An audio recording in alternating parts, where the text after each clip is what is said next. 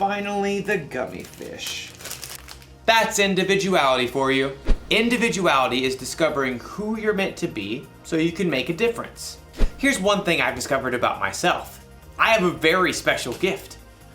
I'm kind of an expert at finding the perfect candy combinations. For instance, everyone knows that chocolate and peanut butter goes well together. But did you know that sour worms and cherry starburst together will make your head spin? But my most favorite combination is the one I'm working on right now. I start with sour candy. Oh, I love it so much. But too much sour can be a bad thing. So, to balance it out, chocolate covered raisins. They take some of the punch out of the sour. And plus, they used to be grapes, so healthy. Then, the gummy fish. Of course, these are key because they stick to your teeth, so you know you'll be tasting them for at least another hour.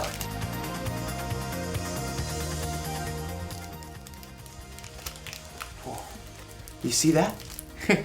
I used my gift of candy combining to really make a difference in my life. Now I have all these perfect little bags that I can enjoy for weeks to come.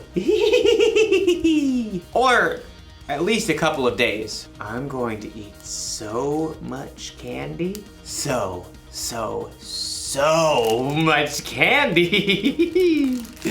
I wonder if there's a better way for me to use my gift. One that won't make me sick or cost me a fortune at the dentist. You know, our story today is about a woman named Lydia. She had a very special gift too, and we're going to learn how she used it. So much candy. I'll see you soon.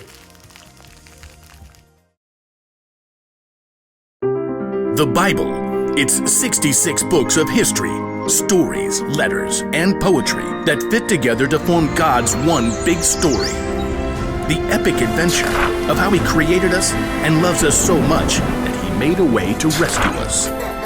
As we travel through the Bible, from Genesis to Revelation, we discover people who met God and found their lives changed forever. Now, for an amazing story, inspired by the book of Acts, chapter 16, verses 13 through 15. Lydia of Thyatira was a remarkable woman. Her city was known for its craftsmen, especially those who made and sold expensive purple dye. Take a look. I use only the finest snail shells. Though most successful people in business were men, Lydia learned the craft of purple dye.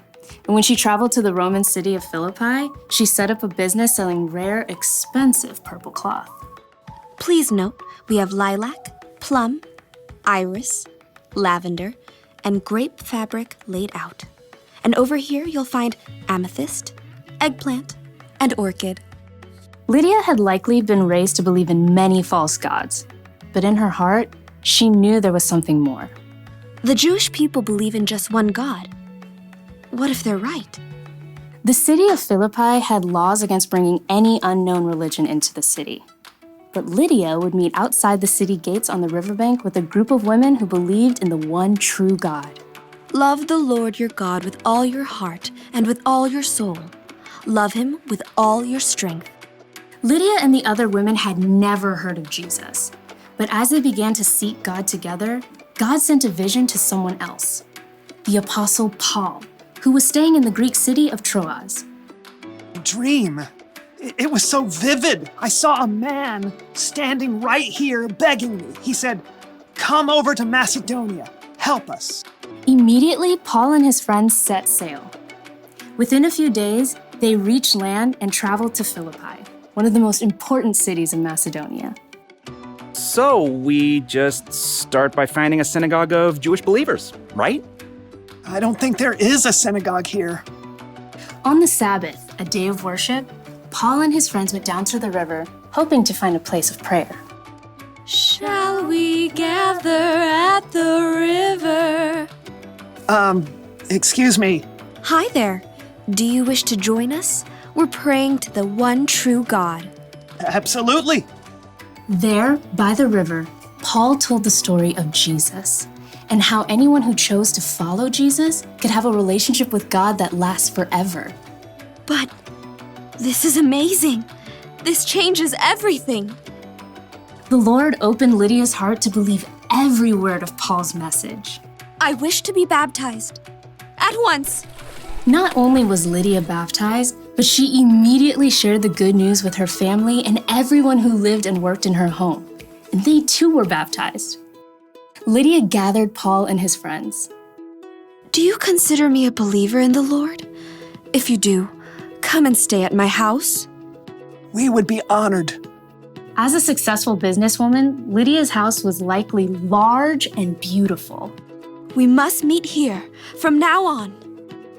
Lydia did not hesitate to give everything she had to the believers in the brand new church.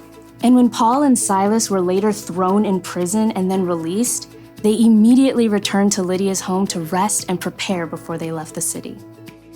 You must be brave. Of course we will. Don't forget to write. Later, Paul did write a letter to Lydia and others in the church of Philippi, and he remembered his time spent in Lydia's home and the church there with great joy. I thank my God every time I remember you. In all my prayers for all of you, I always pray with joy. I'm happy because you have joined me in spreading the good news. God began a good work in you, and I am sure that he will carry it on until it is completed. In everything she did, Lydia continued to use her gifts to help others.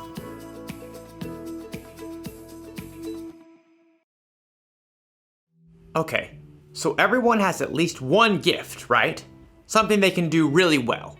And it doesn't have to be something flashy, like being an amazing singer. O sole mio. You could be good at baking, swimming, finding things that are lost, talking very, very, very, very fast, making people laugh, identifying different species of birds. It's a blue-throated macaw. Lydia's gift was that she was good at business. She knew how to make money by selling things that people wanted. She sold purple cloth. I wonder if she sold a coat like this. Probably not. Whether you know it or not, you have a gift. You may even have more than one. But what your gifts are isn't as important as how you use them. Lydia used the money she made in her business to provide a place to stay for the Apostle Paul and his friends. She used her gifts to help others. And Jesus was constantly teaching people, healing people, and loving people. He used his gifts to help others too. That's what we should do. When we're good at something, we shouldn't just use it to help ourselves or to make ourselves look good. God gave us our gifts, and we should share them with other people. That's the one thing to remember today. Use your gifts to help others. So I think I'm gonna share these bags of candy instead of keeping them all to myself. And not only that, I bet I can use my gift to help other people find their favorite candy combinations. I could go into business like Lydia. Whew. This idea is making my head spin. I'll see you next time. Now, what candy goes well with Chick-a-Sticks?